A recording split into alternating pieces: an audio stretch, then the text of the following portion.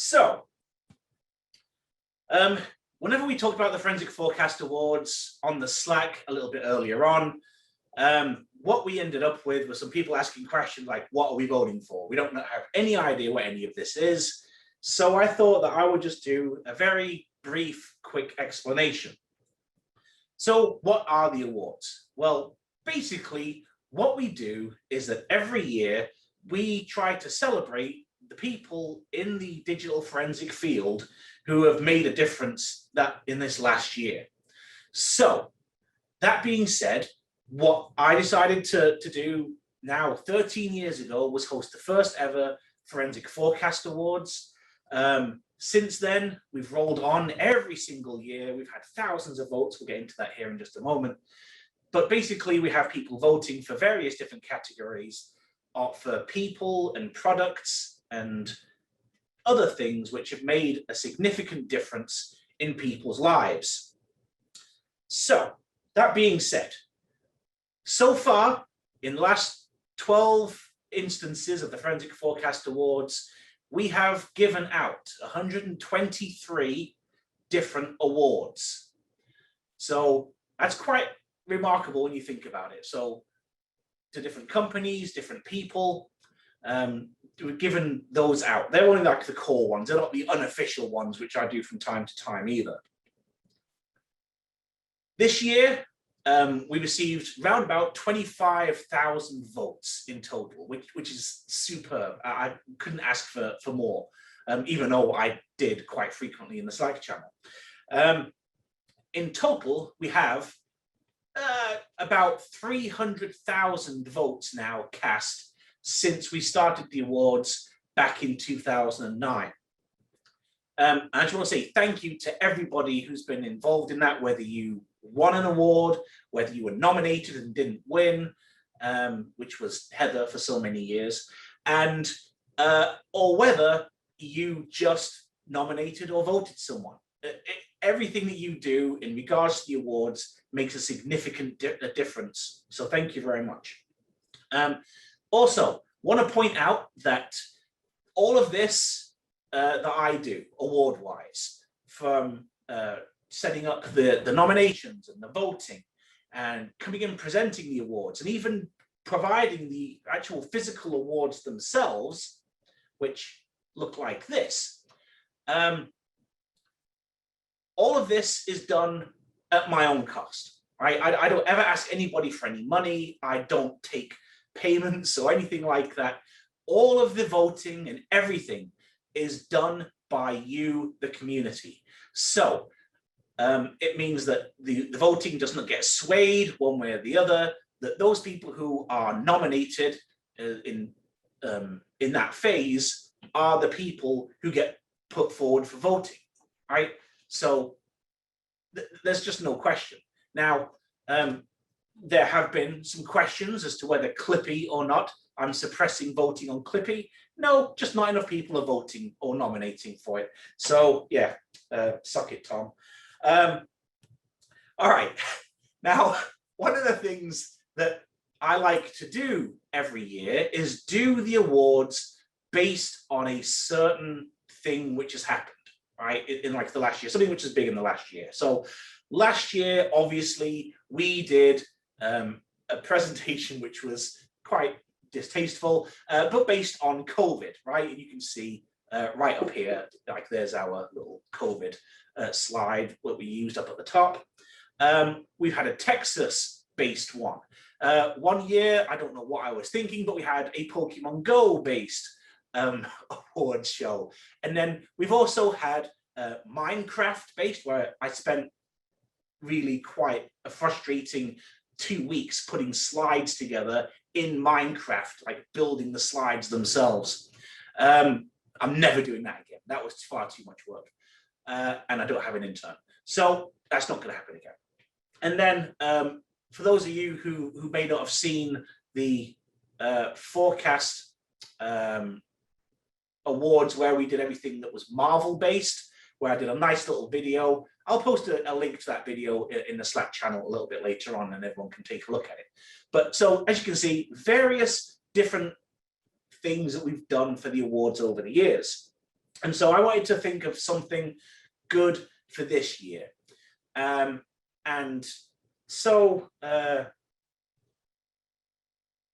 one thing which stuck out to me a lot as we saw, people were kind of self-isolating, we weren't able to really go anywhere near as much as we used to, is that basically TV became king, right? So tons of different TV shows appeared on multiple different platforms, all of which we watched incessantly, right? So just a few here just to point out. So like, obviously we've got WandaVision and the other Marvel-based shows. We've already seen a reference to this this morning. New episode out today too, by the way. We have Devs up here. If you haven't seen Devs, it's a brilliant show. You should go watch it. Obviously, you have the Queen's Gambit, and then Picard and the flight attendant over here. So, but these aren't the only shows which were released over this last year, which caused quite a bit of a stir and that people flocked to. But there is only one show which coined a certain phrase where if you mention it in public, other people will repeat it directly back to you, right? So what is this show?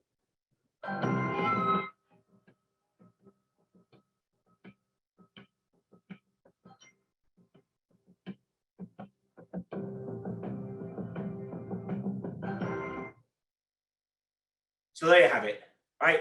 So this year's Forecast Awards are going to be based on none other than The Mandalorian, okay?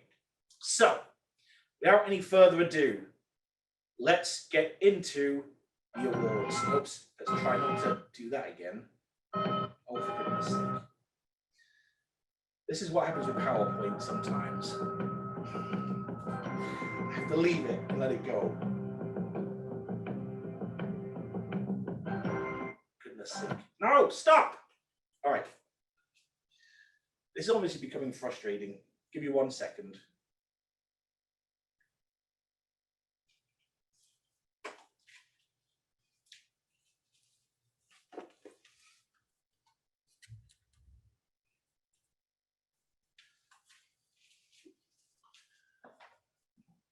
Okay, we'll fix that quickly. This never goes right. I don't know. I don't understand why. Okay, so the first award that we have is for the Digital Forensic Incident Response Commercial Tool of the Year. So the following nominees, the top 3 nominees, you'll see this for each category. Top 3 nominees for each category go through to voting, where everyone then does their voting duty, right? So this year we have Magnet Forensics, we have Cellebrite, and we have Belkasoft. And the winner of DFIR Commercial Tool of the Year is Magnet Forensics. So congratulations to Magnet there. Okay. Next category is DFIR Blog of the Year. Now, here we have, again, 3 nominees. We have D20 Forensics, which is quite a new blog this last year. We have the Cellebrite Ask the Expert blog, and we also have DFIR.ru. And the winner of Forensic Blog of the Year is Cellebrite Ask the Expert.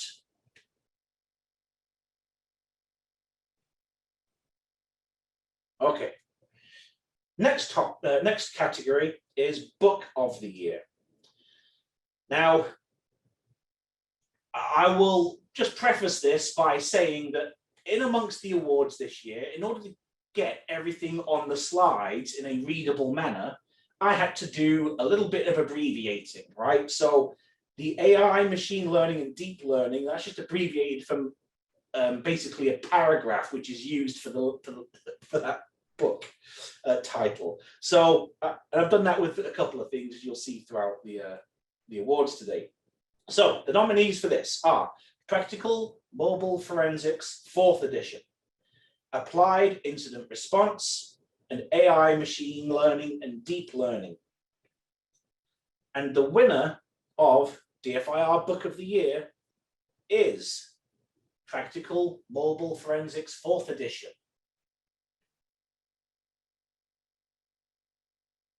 Okay, next up is DFIR Non-Commercial Tool of the Year. So as opposed to the commercial tool of the year, this is something that either someone writes in their spare time or gives away for free or whatever else. So lots of different possibilities for winners in this category. But this year it's been narrowed down to CAPE, Autopsy, and Win Triage. And the winner of the non-commercial tool of the year is Autopsy.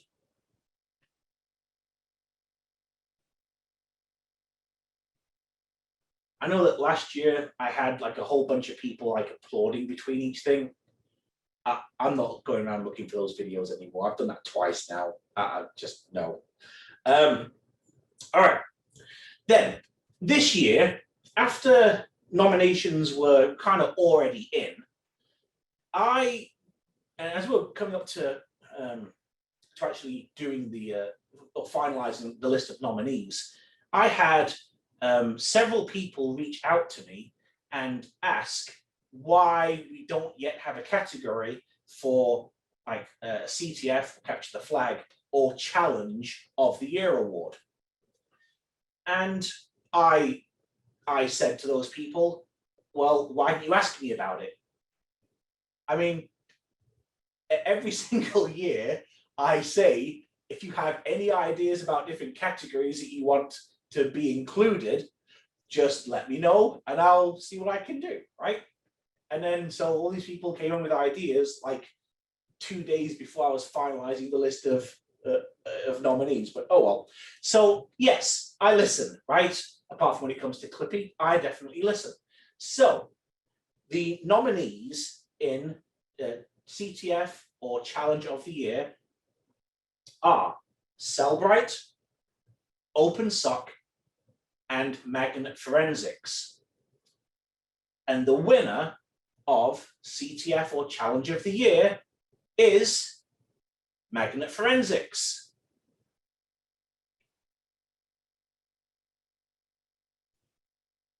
Okay, next up we have the DFIR Show of the Year.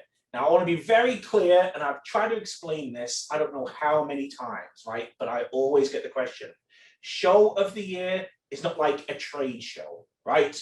It's not like the summit. It's not like the open source conference. It's not any of those things. This is actual like a show that you would watch or listen to. So podcast, YouTube, even if you're doing it over Zoom or whatever else, these are all considered to be shows. So, Show of the Year. The nominees for this category are Forensic Lunch, 13 Cubed, and Cellebrite's Life Has No Ctrl-Alt-Delete.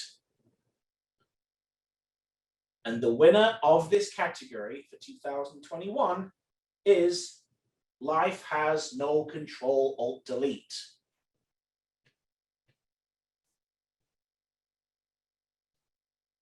Okay. Another category that I feel like I explained quite a lot about is DFIR Newcomer of the Year.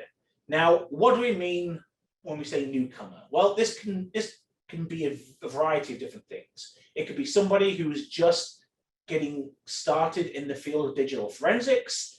It could be someone who maybe has been involved in digital forensics for a little while, who's just starting to like do research and put their thoughts and things into presentations or blog posts and webcasts or whatever else. But either one of them is fine.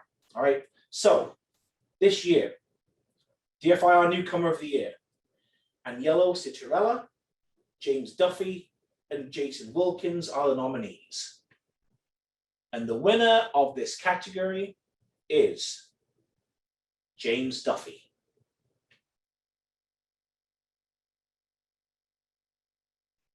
Okay, so next up we have the Digital Forensic or Instant Response Social Media Contributor of the Year. This is just someone who has been involved heavily in social media, either by posting good content or reposting good content, and generally engaging people who are trying to figure their way through the digital forensics world. So, because of this, we have 3 different nominees. We have Ryan Benson, we have Jessica Hyde, and we have Heather Mahalik. And the winner of this category, and adding to her ridiculous collection of awards from last year, is Heather Mahalik.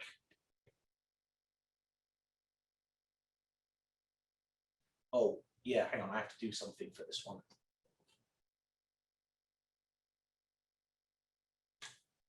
There. All right, so DFIR Article of the Year, and this is where I've made some more of those abbreviations, okay? There's just no way to fit all these things onto a single slide and still make it look good.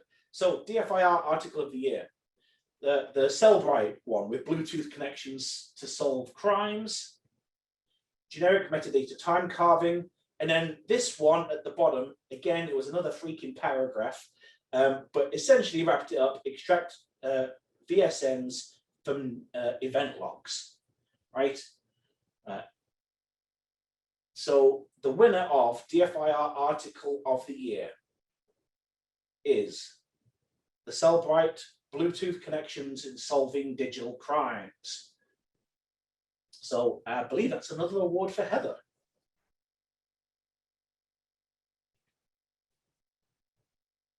This next category is often hotly contested.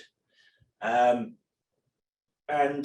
in the past, we've had several universities nominated who have won.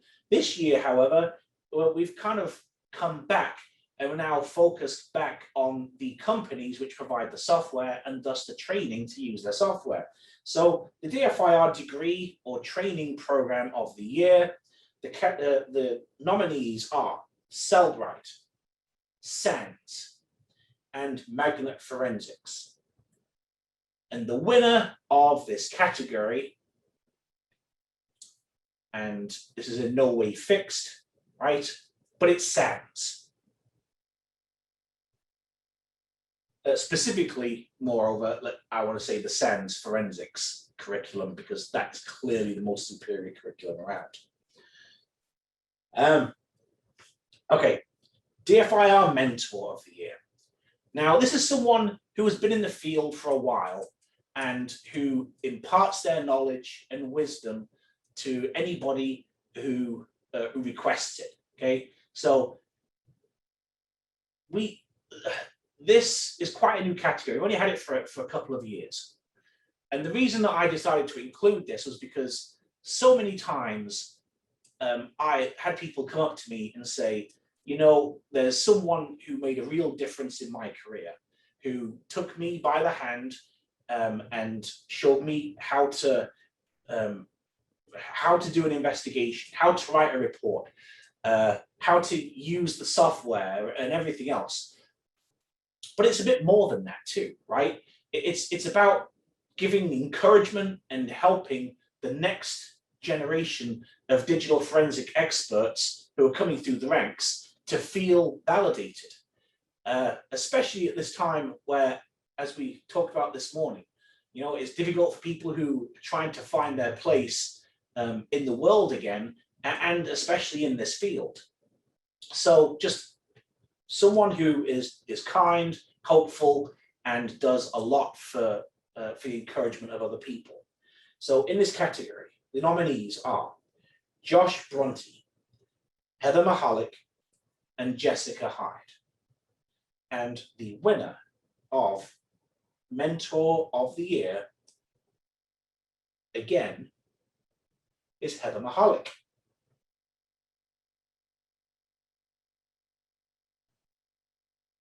Next category is the DFIR Resource of the Year. And this is, again, I have to explain a little bit here. We already have Blog of the Year. We already have Book of the Year. What on earth do we mean by resource? Well, resource is going to be something which isn't one of those two, right? Which isn't any kind of training class, which isn't a book, which isn't a blog post or article or anything like that. So this is going to be something which kind of like collects data together, perhaps, and helps to distribute it a bit easier. So in this category, we have a few different types of things here, right? So we have This Week in Forensics, which basically Phil Moore does a really good job in bringing in all different things from the last week and putting them in a single, easy to find spot. We have the Digital Forensics Discord server, which we've talked about a couple of times throughout the last 2 days at the summit, and we've put links in the Slack channel and everything else for you to go ahead and find. Then we have About DFIR. Again, just brings in a whole bunch of different data about digital forensics and incident response, puts it all in one place to make it easier for people to find that information. So the winner of DFIR Resource of the Year is the Digital Forensics Discord server.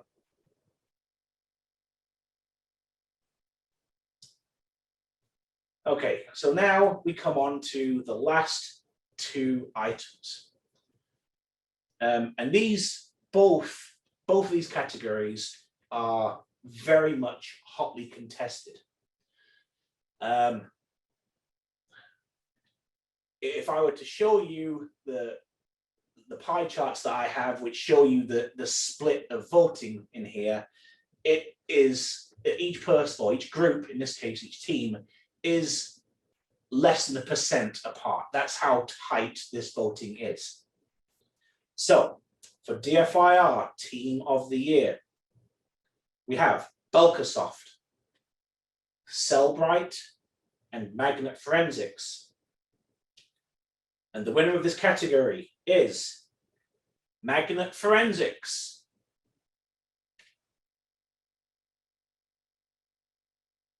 And now our final award, the Digital Forensic Investigator of the Year.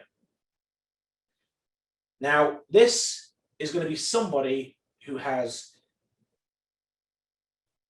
contributed something to the forensic community this last year, whether that is just through doing the work and being recognized for the actual forensic investigations they do, whether it's doing a new piece of research which has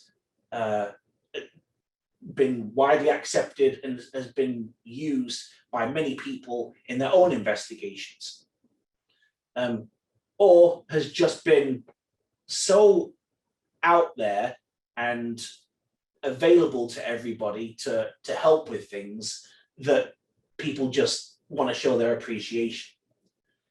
So, with that being said, the three nominees for Digital Forensic Investigator of the Year are Rowan Patil, Alexis Brignoni, and Paul Lorentz. And the winner of Digital Forensic Investigator of the Year is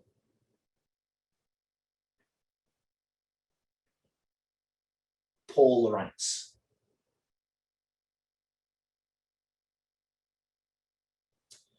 All right, so that's all of the awards for this year. Now, last year, I introduced something new.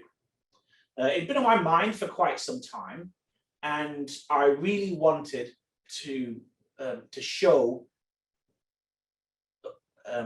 people in the field who've been in the field for quite some time that even if they don't win any of these other awards, that their contributions to the field of digital forensics are significant and recognized. So last year, we had an entry into the Digital Forensics Incident Response Hall of Fame, and that was the DFIR daddy, Rob Lee. This year, again, only one person we're going to enter into the Hall of Fame. If you have suggestions on other people who should be submitted into this, please let me know. I'm always looking for suggestions for this. But this year, we've decided on someone very specific. This person got into digital forensics, as many people here, kind of by accident, right? He worked for the police, and he unfortunately contracted cancer.